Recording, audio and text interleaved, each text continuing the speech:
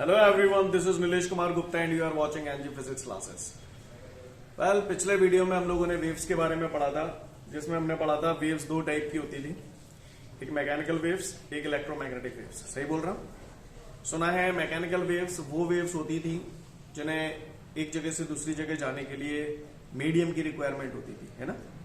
Mechanical waves एक disturbance होता था which is produced in a medium which moves ahead with a definite velocity without change in its form। ऐसा पढ़ा था, याद है मैकेनिकल वेव्स।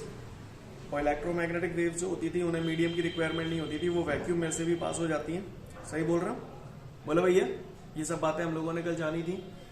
इसके साथ साथ हम लोगों ने जाना था क्रेस्ट क्या होता है, ट्रफ क्या होता है, लॉन्गिट्यूडनल वेव्स क्या होती हैं, ट्रांसवर्स वेव्स क्या होती हैं। लॉन्गिट्यूडनल वेव्स और ट्रांसवर्स वेव्स के बीच में डिफरेंस भी हम लोगों ने पढ़ा था। सही बोल रहा हूं? क्लियर? आज इसी कड़ी में हम लोग बेटा आगे बढ़ने जा रहे हैं। अब हमारे सामने अगला क्वेश्चन है, explain the difference between sound waves and light waves. क्या बोल रहे हैं? साउंड वेव और लाइट वेव के बीच में मैं डिफरेंस बताऊं। तो करें भैया शुरुआत। साउंड वेव और लाइट वेव के बीच में क्या डिफरेंसेस हैं? तो एक तरफ मैंने लिखा है ये साउंड वेव्स और दूसरी तरफ मैंने लिखा है ये लाइट वेव्स। ठीक है भैया? भैया आपको बता दूं आपकी जानकारी के लिए, साउंड वेव जो है वो मैकेनिकल वेव है। कौन सी वेव है? मैकेनिकल वेव है। जबकि लाइट वेव्स जो होती हैं वो इलेक्ट्रोमैग्नेटिक वेव्स होती हैं। आपको याद होगा मैंने पिछला टॉपिक जो पढ़ाया था जिसमें थर्मल रेडिएशंस और लाइट की बात की थी, पढ़ी थी ना अपन ने। लाइट सन से मिल रही है, वो जितनी भी सन से जो भी लाइट मिलती है वो सब इलेक्ट्रोमैग्नेटिक वेव्स हैं।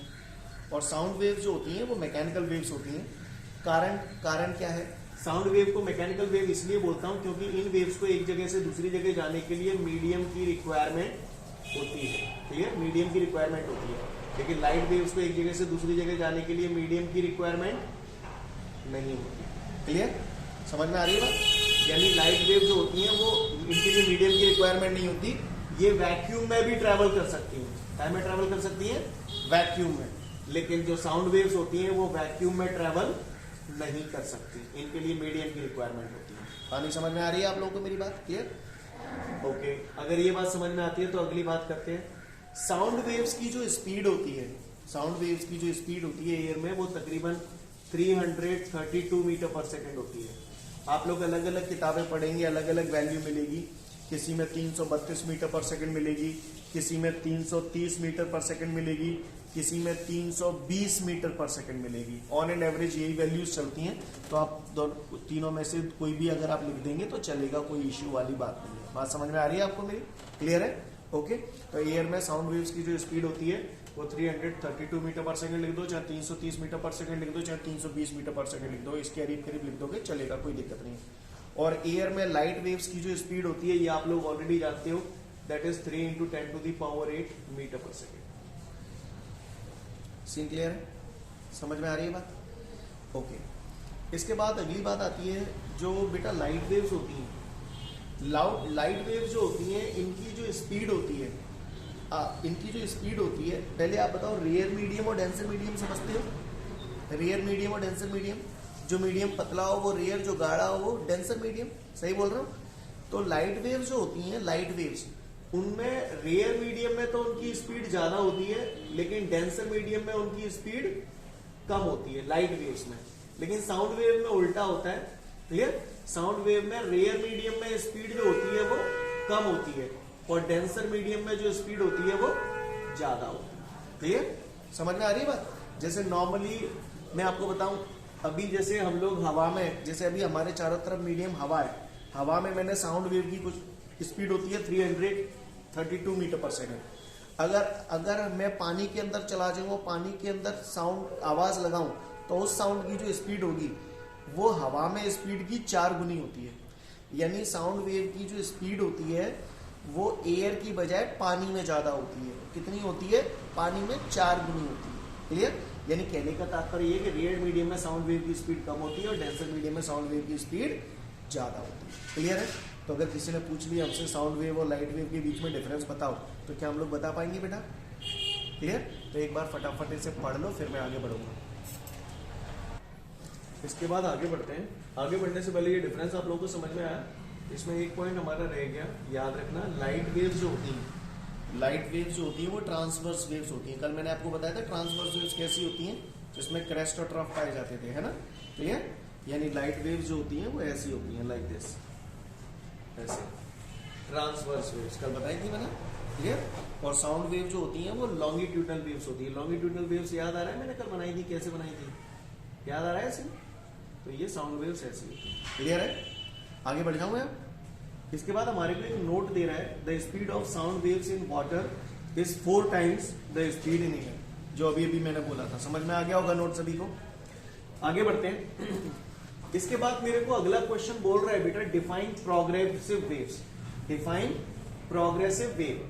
प्रोग्रेसिव वेव दो टाइप की होती है, एक लॉन्गिट्यूडनल प्रोग्रेसिव वेव और दूसरी ट्रांसवर्स प्रोग्रेसिव वेव। आपको तो सिंपल इतना जानना है कि प्रोग्रेसिव वेव होती क्या है। तो वो वेव्स वो वेव जो एक पर्टिकुलर डायरेक्शन में प्रोपेगेट होती है और अपने साथ एनर्जी को कैरी करती है, ऐसी वेव्स को हम लोग बोलते हैं progressive waves. The waves which propagate in a particular direction and carry energy with it is called progressive waves. Clear? The waves which propagate in a particular direction and carry energy with it is called progressive waves. Clear? ये दो type की होती हैं, longitudinal progressive waves and transverse progressive wave. Clear है? OT वगैरह में पूछ सकता है प्रोग्रेसिव वेव अपने साथ क्या कैरी करती है, तो बताना उसको कि एनर्जी को कैरी करती है। सीन क्लियर है? समझ में आ रही बात? पढ़ लो डेफिनेशन फटाफट। इसके बाद हमारे सामने अगला क्वेश्चन है, डिफाइन स्टेशनरी वेव्स। क्लियर। तो स्टेशनरी वेव्स की अगर हम लोग बात करें तो भैया जब दो वेव्स जो कि किसी बाउंडेड मीडियम में जनरेट हो रही है, बाउंडेड मतलब समझते हो चारों तरफ से घिरा हुआ मीडियम, राइट, क्लियर। दो वेव्स और दो ऐसी वेव जिनके एम्पलीट्यूड सेम, क्लियर, जिनके एम्पलीट्यूड सेम, जिनकी स्पीड सेम, जिनकी फ्रीक्वेंसी सेम, और वो दोनों वेव्स एक दूसरे के अपोजिट डायरेक्शन में जब ट्रेवल करती हैं तो उनसे मिलकर एक तीसरी वेव बनती है जिसे हम लोग बोलते हैं स्टेशनरी वेव्स। कौन सी वेव्स बोलते हैं? Stationery waves.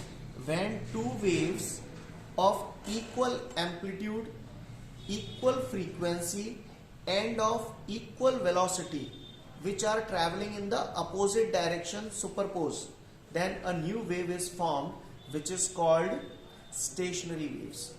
स्टेशनरी वेव्स जो होती हैं वो टाइम के साथ ट्रेवल नहीं करती, स्टेशनरी पोजीशन में रहती हैं।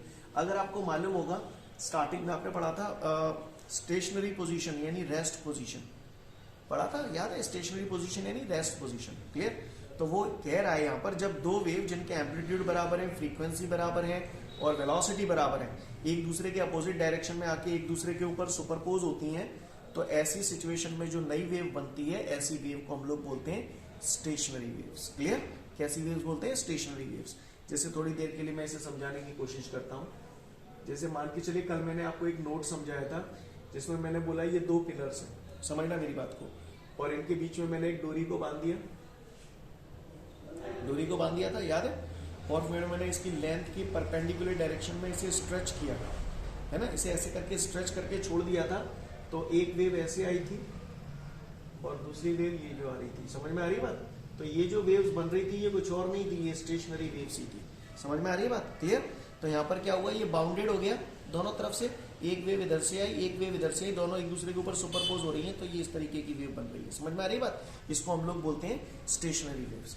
फिर से बोल रहा हूँ, जब दो वेव जिनके एम्पलीट्यूड सेम, जिनकी फ्रीक्वेंसी सेम, जिनकी वेलोसिटी सेम, एक दूसरे के अपोजिट डायरेक्शन में किसी बाउंडेड मीडियम में ट्रेवल करती हैं, तो उससे एक तीसरी वेव बनती है जिसे हम लोग बोलते हैं स्टेशनरी वेव्स। कैसी वेव्स बोलते हैं? Stationery waves. पढ़ लो आप लोग, समझ जाओ।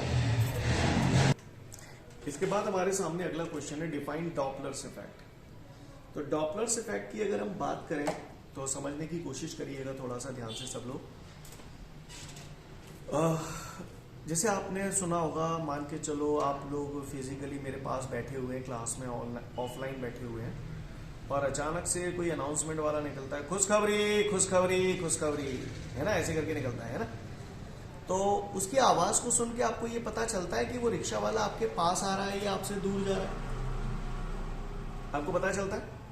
अगर आपको उसकी आवाज या उसकी फ्रीक्वेंसी बढ़ती हुई सुनाई दे रही है तो आपको पता चल जाता है कि यार वो रिक्शा वाला पास आ रहा है। सही बोलना?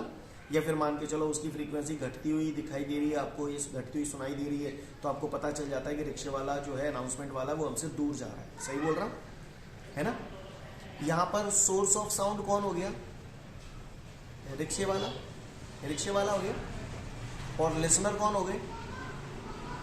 आप लोग हो गए, है ना। जब सोर्स ऑफ साउंड और लिसनर के बीच में रिलेटिव मोशन हो रहा है, रिलेटिव मोशन का मतलब ये है कि ये तो रिक्शे वाला आपके पास आ रहा हो या आप रिक्शे वाले के पास जा रहे हो, है ना, मतलब आप दोनों के बीच का जो फासला है वो बदलना चाहिए।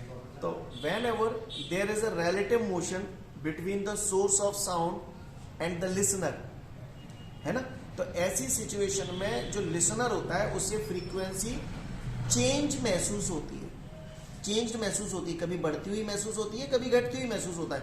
अगर सोर्स ऑफ साउंड हमारे पास आ रहा है तो हमें फ्रीक्वेंसी बढ़ती हुई नजर आती है, अगर सोर्स ऑफ साउंड हमसे दूर जा रहा है तो हमें फ्रीक्वेंसी घटती हुई नजर आती है। तो there is apparent change in frequency, this apparent change in frequency is called Doppler effect. नहीं बस में सीन क्लियर है। यानी जब सोर्स ऑफ साउंड और लिसनर के बीच रिलेटिव मोशन होता है तो लिसनर को फ्रीक्वेंसी में चेंज महसूस होता है, that apparent change in frequency is called Doppler's effect. क्या आपको मेरी भाषा समझ में आ रही है? क्लियर? पढ़ लीजिए डॉपलर्स इफेक्ट, आप समझ जाओगे। इसके बाद हमारे सामने अगला क्वेश्चन है, explain the limitations and applications of Doppler's law. भाई डॉपलर्स लॉ का एप्लीकेशन जो होता है, जो यूज होता है, डॉपलर्स लॉ का जो यूज होता है, वैसे तो डॉपलर्स लॉ में भी काफी सारी चीजें हैं पर आपको यहाँ पर याद रखने पड़ेंगे इसके यूजेस। अर्थ अपने एक्सिस पर जो रोटेशनल मोशन करता है तो कितनी एंगुलर वेलोसिटी से वो रोटेशनल मोशन कर रहा है, इस बात को कैलकुलेट करने के लिए हम लोग डॉपलर इफेक्ट का यूज करते हैं, है ना। पनडुब्बी शिप्स वगैरह की वेलोसिटी को कैलकुलेट करने के लिए हम लोग इसका यूज करते हैं, स्टार्स वगैरह की वेलोसिटी को कैलकुलेट करने के लिए हम लोग डॉपलर्स इफेक्ट का यूज करते हैं। Clear? To calculate the velocity of stars, to calculate the rotational motion of the earth about its axis, clear, okay, and to calculate the velocity of the ships and submarines. Clear? ये इसके applications हैं। बाकी का इसकी limitation क्या है? Doppler's effect fail हो जाता है कब? जब जो सोर्स ऑफ साउंड है उसकी जो स्पीड है वो वेलोसिटी ऑफ साउंड से भी ज्यादा हो, तो ऐसी सिचुएशन में डॉपलर इफेक्ट फेल हो जाता है। मैंने बोला वो आपको समझ में आया? लिसन लिसन लिसन, रिक्शे वाला आ रहा है रिक्शे वाला, तो आपको उसकी फ्रीक्वेंसी बढ़ी हुई है घटी हुई सुनाई देती है, ये तो समझ में आ रहा है। लेकिन अच्छा वो सुनाई दे रहा है तो रिक्शे से जो साउंड निकल रहा है उस साउंड की स्पीड कितनी होती है? 332 मीटर पर सेकेंड, 332 मीटर पर सेकेंड। लेकिन मान के चलो अगर रिक्शा वाला सुपरसोनिक विमान की तरह जा रहा हो, इतनी तेज स्पीड से जा रहा हो कि जो इसको स्पीड है वो साउंड की स्पीड से भी ज्यादा है, 332 मीटर पर सेकेंड से भी ज्यादा स्पीड का सोर्स ऑफ साउंड है, तो ऐसी सिचुएशन में इससे पहले कि तुम्हारे कानों पर उसकी फ्रीक्वेंसी बढ़ पाती तो वो तुम्हें क्रॉस करके पार रह जाते हैं। नहीं है मेरी बात समझ में? तो ऐसी सिचुएशन में डॉपलर्स इफेक्ट एप्लीकेबल नहीं होता। आपको मेरी बात समझ में आई? क्लियर? यानी सोर्स ऑफ साउंड की जो स्पीड है अगर वो साउंड की स्पीड से भी ज्यादा हो तो ऐसी सिचुएशन में डॉपलर्स इफेक्ट फेल हो जाता है। आपको मेरी बात समझ में आई? सीन क्लियर है? तो पढ़ लो limitations and applications of Doppler's effect. इसके बाद हमारे सामने अगला क्वेश्चन है, explain the principle of superposition of waves. अच्छे से पढ़ना है इसको, 12th में भी आपके सामने आएगा, ठीक है। 12th में ये क्वेश्चन आपको दोबारा पढ़ना पड़ेगा अगर गलती से 12th में आ गया तो क्वेश्चन है हमारे सामने, explain the principle of superposition of waves. पहले तो सुपरपोजिशन का मतलब समझते हैं? सुपरपोजिशन कभी सुना है बट जिंदगी में?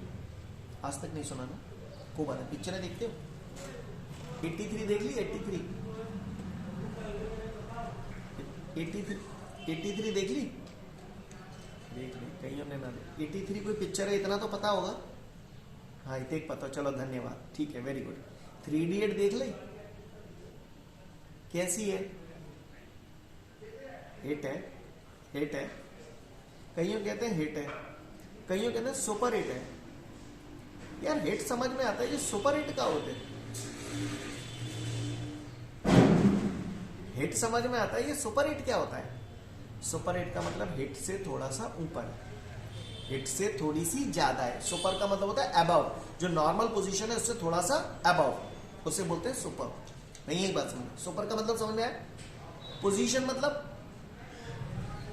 जगह, है ना, प्लेस। नहीं यही बात समझ में? तो मैं मान के चलो अपने घर से किसी दूसरी जगह जाना है, तो तुम गाड़ी पे लद जाते हो, it means you are superposing on the गाड़ी, यानी गाड़ी के ऊपर पोजीशन लेना, दैट इज कॉल्ड सुपरपोजिशन। एक चीज के ऊपर दूसरी चीज का बैठना, दैट इज कॉल्ड सुपरपोजिशन। समझ में ही नहीं है, बिना समझ में ही ना आने अरे क्या कराए वे चिपटे हैं। सीन क्लियर है? सुपरपोजिशन का मतलब एक सिग्नल के ऊपर दूसरा सिग्नल ओवरलैप हो जाना, that is called superposition. I hope you understand. Do you understand guys? You better understand. कुत्ता किसी ऑब्जेक्ट को ऐसे खींच रहा है और बिल्ली किसी ऑब्जेक्ट को ऐसे खींच रही है, तो इसका रिजल्टेंट कैसे जाएगा? सही बोल रहा हूं ना? फिर भी बता दे हो, अगर ये ए वेक्टर है, ये बी वेक्टर है और इसका रिजल्टेंट ये है, तो आप इसे parallelogram law of vector addition में आप ऐसे ही तो पढ़ते थे, आर वेक्टर बराबर ए वेक्टर प्लस बी वेक्टर। बोलो भैया रिजल्टेंट ऐसे तो लिखते थे, लिखते थे नहीं लिखते थे? लिखते थे। आइए गौर से देखिए, ये कुआं है, क्या है? कुआं। कुएं में ये कोई ऑब्जेक्ट पड़ा हुआ है, पानी के अंदर है, तो मान के चलिए यहां से कोई वेव आई, तो ये वेव इस पार्टिकल को इधर की तरफ डिस्प्लेस कर देगी। मैंने मान लिया ये डिस्प्लेसमेंट हो गया y1 वेक्टर, ठीक है। दूसरी वेव कोई ऐसे आई, उसने इस पार्टिकल को इधर की तरफ डिस्प्लेस कर दिया, ये मैंने मान लिया डिस्प्लेसमेंट y2 वेक्टर। आप मुझे बता सकते हो तो इस पार्टिकल का रिजल्टेंट डिस्प्लेसमेंट किस तरफ जाएगा? इशारे से बताओ। हाँ बच्चा तो अच्छे अल्लाह भैया तो क्लियर। तो ये रिजल्टेंट डिस्प्लेसमेंट हो गया y वेक्टर। तो y वेक्टर को ऐसे लिख सकता हूं, y वेक्टर बराबर y1 vector plus y2 vector. बोलो भैया क्या गलत कर दो मैंने? अच्छा और भी ज्यादा वेव्स होती तो फिर और आ जाती इसमें, y3 vector plus dot dot dot yn vector. अगर और भी होती तो ऐसे जुड़ जाती वो। Clear? Listen everyone, when two और मोर देन टू वेव्स, दो भी हो सकती है, दो से ज्यादा भी हो सकती है ना। व्हेन टू और more than two waves simultaneously, simultaneously का मतलब एक साथ, क्लियर? ये दोनों वेव्स एक साथ मीडियम के इस पार्टिकल को इफेक्ट कर रही हैं, या मीडियम कौन है? पानी। व्हेन टू और more than two waves simultaneously effect a particle of the medium, then the resultant displacement of that particle is equal to the individual, is equal to the vector sum of individual displacement produced by those waves। नहीं यही बात समझ clear? जब दो या दो से ज्यादा वेव्स मीडियम के किसी पार्टिकल को एक साथ इफेक्ट करती हैं, तो उस पार्टिकल का जो रिजल्टेंट डिस्प्लेसमेंट होता है वो अलग अलग वेव्स द्वारा प्रोड्यूस्ड डिस्प्लेसमेंट के वेक्टर सम के बराबर होता है। नहीं है मेरी बात समझ में? Clear? Again I repeat, when two और more than two waves, when two or more than two waves simultaneously affect a particle of the medium, then the resultant displacement of that particle is equal to the vector sum of individual displacement produced by those waves। नहीं है बात समझ में? Clear? इसको हम लोग बोलते हैं principal of superposition of waves. नहीं है बात समझ में? Clear? When two or more than two waves simultaneously affect a particle of the medium, then the resultant displacement of that particle is equal to the vector sum of individual displacement produced by the different waves। नहीं है मेरी बात समझ? Scene clear है? अच्छा, principal of superposition of wave जो होता है वो बहुत बड़े एम्पलीट्यूड की वेव्स के लिए अप्लाई नहीं होता है। बहुत बड़े एम्पलीट्यूड की वेव्स जैसे शॉक वेव्स, झटके दिए जाते हैं दिमाग में, तो वहां जो वेव्स दी जाती हैं वो बहुत बड़े एम्पलीट्यूड की वेव्स होती हैं, तो उनके लिए ये अप्लाई नहीं होता है ये वेव। इसके अलावा सीस्मिक वेव्स, जब भूकंप आता है ना, भूकंप आता है तो जमीन के अंदर जो वेव्स पैदा होती है उन्हें सीस्मिक वेव्स कहा जाता है, भूकंप की तरंगें, है ना, तो उनके लिए ये प्रिंसिपल एप्लीकेबल नहीं होता। लेजर वेव्स है ना, laser waves, seismic waves, shock waves, इनके लिए ये principle of superposition of wave applicable नहीं होता, क्योंकि इन वेव्स के एम्पलीट्यूड जो होते हैं वो बहुत ज्यादा होती हैं। ये ओटी में बहुत पूछा जाता है। Clear? Principal of superposition of wave किसके लिए अप्लाई नहीं होता, तो बता देना इन चीजों के लिए अप्लाई नहीं होता। क्लियर है? तो पढ़ लो फटाफट, इसे खत्म करो कहानी। ठीक है, तो इसी के साथ ये ठीक है, तो फिर आज के लिए पर्याप्त है, कल फिर मिलते हैं। Thank you. Thank you everyone, have a great day to all of you guys. जय हिंद।